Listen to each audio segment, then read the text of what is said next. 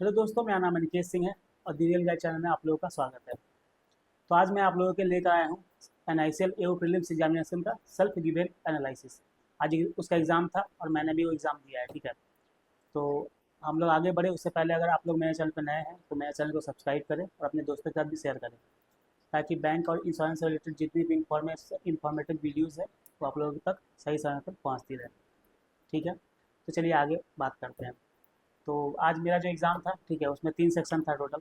सबसे पहले इंग्लिश का सेक्शन आया, उसके बाद रीजनिंग का आया, उसके बाद क्वांट का आया। तो जो मेरे टोटल अटैम्प्ट है वो 83 है। ठीक है, और इंग्लिश सेक्शन में जो मेरा अटैम्प्ट है वो 27 था। उसका रीजनिंग आया, रीजनिंग में मेरा जो अटैम्प्ट है वो 31 है।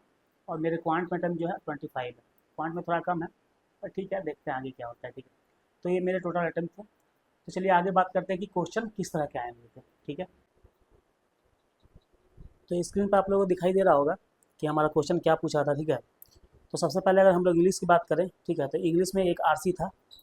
आरसी जो था वो ऑनलाइन डेटिंग पे था। ठीक है, इसमें 8 से 10 क्वेश्चन था। ठीक है, उसमें 3 सिनोनिम्स थे। एक सिनोनिम्स तो मेरे को याद है, ग्रोइंग था, ग्रोथ था, लेकिन तो बाकी दो याद नहीं है।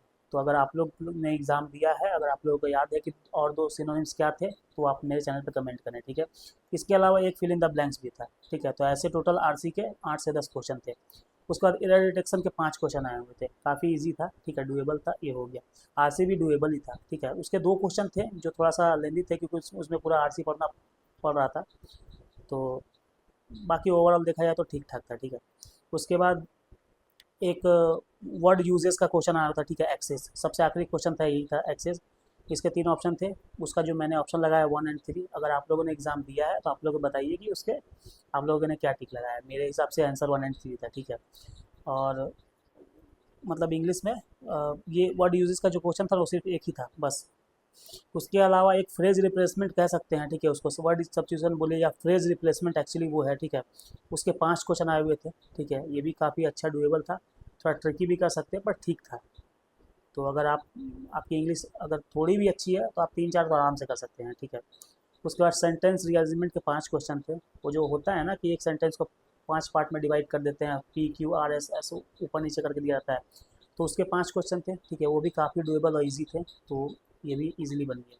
उसके बाद एक क्लोज टेस्ट था। ठीक है, जिसमें 5 ऑप्शन दिए हुए थे। ठीक है, मतलब एक पैसेज की तरह होता है, आप लोगों को पता होगा क्लोज टेस्ट कि पैसेज की तरह होता है, उसमें 5 फिल इन द ब्लैंक दिया था, वो होता है। ठीक है, तो क्लोज टेस्ट के भी 5 क्वेश्चन थे, जिसमें एक या दो कह सकते हैं कि थोड़ा ट्रिकी था, बाकी ओवरऑल ईजी कह सकते हैं।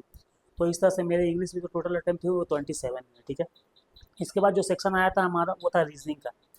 रीजनिंग में टोटल 5 सीटिंग अरेंजमेंट और पजल थे। ठीक है, एक सीटिंग अरेंजमेंट था लीनियर सीटिंग अरेंजमेंट, जिसमें 8 पर्सन थे, अप एंड डाउन दोनों देख रहे, मतलब नॉर्थ एंड साउथ दोनों देख रहे थे। ठीक है, उसके बाद दूसरा सीटिंग अरेंजमेंट एक और था लीनियर अनसर्टेन का। ठीक है, अनसर्टेन वाला मैं काउंट तो नहीं किया हूँ, क्योंकि उसमें ऐसा कोई क्वेश्चन ही नहीं था जिसमें पूछ रहा था कि कितने लोग हैं, तो मैं काउंट नहीं किया। ठीक है, जो क्वेश्चन था वो बना के आगे बढ़ गया। उसके बाद एक 9 पर्सन के पजल था, जिसमें PQRS करके 9 लोग थे और ऊपर नीचे बैठ रहे थे। ठीक है, तो मेरा जो आंसर आया था वो ऐसा था। देखिए, सबसे ऊपर R था, उसके बाद P था, उसके बाद बाकी लोग थे। तो मुझे एग्जैक्टली पूरा तो 9 याद नहीं है, पर हाँ इतना था। काफ़ी डुएबल पजल था, ईजी था, बहुत ज़्यादा टफ नहीं था, तो अच्छा था। ठीक है, उसके बाद 8 पर्सन का फोर फ्लोर वाला पजल था, जिसमें 2 फ्लैट थे, P और Q। तो ये भी क्वेश्चन ठीक ठाक था। ठीक है, थोड़ा ट्रिकी था पर ठीक था। उसके बाद 6 पर्सन का एक पजल था मंथ बेस्ड। ठीक है, जिसमें मंथ थे जनवरी, मार्च, अप्रैल, मई, जून और जुलाई। ठीक है, इसमें सारे लोग का एक वेरिएबल भी दिया था, जिनको फ्रूट पसंद था, मैंगो हो गया, गुआवा हो गया, ऐसे करके। तो ये भी थोड़ा सा हल्का ट्रिकी पजल था, पर ठीक था ओवरऑल, मतलब बन सकता था। उसके बाद इनइक्वालिटी के 4 से 5 क्वेश्चन थे, सीलॉक्स के कोई क्वेश्चन नहीं आए थे। ठीक है, डायरेक्शन के 3 से 4 क्वेश्चन थे, डायरेक्शन भी ठीक ठाक था, ये क्वेश्चन था। ठीक है, उसके बाद वर्ड पेयरिंग के 2 क्वेश्चन थे। एक क्वेश्चन तो मुझे याद नहीं है। ठीक है, पर हाँ एक क्वेश्चन था जिसमें एक मतलब कि नंबर्स दिया हुआ था, जिसमें कह रहा था कि जो सेकंड, फोर्थ, सिक्स और एट्थ पोजीशन वाले जो नंबर है उनमें 3 ऐड करना है, और रिमेनिंग जो वर्ड मतलब ये है नंबर्स हैं उनमें 2 माइनस करना है।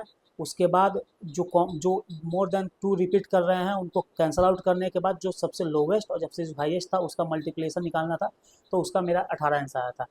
आप लोगों ने अगर एग्ज़ाम दिया है तो आप लोग बताइए कि मेरा आप मतलब आप लोग का क्या आंसर आया है। ठीक है, तो इस तरह से रीजनिंग का क्वेश्चन था। ठीक है, और मेरे टोटल 31 अटैम्प्ट हुए हैं। ठीक है, इसके अलावा क्वांटिटेटिव एप्टीट्यूड अगर हम लोग बात करें तो क्वांटिटेटिव एप्टीट्यूड में टोटल 3 डीआई थे। 2 डीआई टेबल डीआई था, एक कैसलेट डीआई था। अगर पहला टेबल डीआई की बात करें तो उसमें फीमेल का संख्या दिया हुआ था और टोटल का और मेल का और टोटल का जो रेशियो दिया हुआ था, ठीक है। तो इससे हमें मेल का निकालना था और टोटल निकालना था, उसके बाद क्वेश्चन सॉल्व करना था। क्वेश्चन भी कैलकुलेटिव था, ठीक है। ऐसा नहीं कि एक एक लाइन का था, कुछ कुछ क्वेश्चन छः दो दो दो तीन तीन चार चार लाइन के थे। उसके बाद अगर हम लोग सेकंड डीआई की बात करें तो सेकंड डीआई जो था उसमें कुछ मतलब प्रोडक्ट था जिसका टोटल संख्या था सोल्ड और अनसोल्ड का, ठीक है।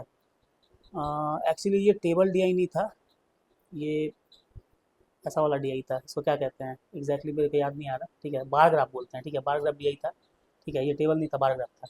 इसमें टोटल सोल्ड प्लस अनसोल्ड और अनसोल्ड का दिया हुआ था और अनसोल्ड बाई टोटल का रेशियो दिया हुआ था, ठीक है।